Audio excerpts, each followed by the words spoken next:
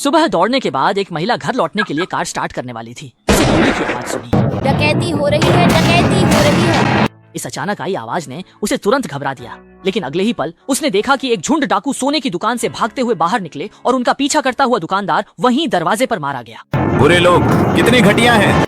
इसके तुरंत बाद डाकू एक वैन में चढ़कर भागने लगे, लेकिन घबराहट में वे सड़क पार कर रही एक छोटी लड़की को कुचलने ही वाले थे। महिला ने हालात बिगड़ते देखे तो तुरंत अपने लंबे कदमों से दौड़कर बच्चे को बचा लिया। छोटी लड़की मुस्कुरा रही थी। उसे अभी तक पता ही नहीं था कि वह अभी अभी मौत के मुंह से बची है। देखते ही देखते डाकू भागने ही वाले थे। महिला तुरंत अपनी कार की ओर दौड़ पड़ी। असल में वह महिला एक पुलिस अधिकारी थी। उसने तुरंत पुलिस टीम से सहायता मांगी और पुलिस ने बड़े पैमाने पर घेराबंदी शुरू कर दी। मामला गंभीर था, इसलिए स्थानीय थाने के सहायक पुलिस कर्मियों को भी गिरफ्तारी में शामिल होना पड़ा। उन्हें आदेश मिला कि वे थाने की पुरानी वैन लेकर एक छोटी सड़क को ब्लॉक करें। हालांकि टीम के प्रमुख सहायक पुलिसकर्मी गुओ जे सरकारी गाड़ी का निजी इस्तेमाल करना नहीं भूला और रास्ते में अपने रेस्टोरेंट के लिए सब्जियों से भरी एक गाड़ी भी ले गया। उसके इस व्यवहार से उसके साथियों में असंतोष पैदा। इतनी सारी सब्जियां क्यों ले जा रहे हो?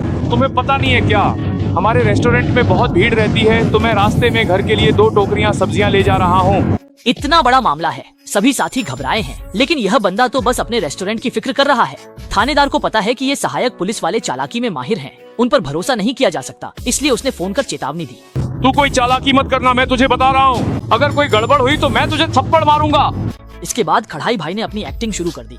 रिपोर्ट सर, हम अभी शॉर्टकट से जा रहे हैं, ऐसे जाने में जल्दी पहुँचेंगे। आप निश्चिंत रहें, आप निश्चिंत रहें।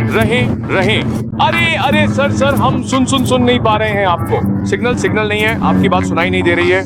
सोचा नहीं था कि कढ़ाई भाई ने सिग्नल खराब होने का नाटक भी कर दिया। उसकी शांत आवाज से साफ था कि उसने ऐसा पहले भी कई बार किया होगा।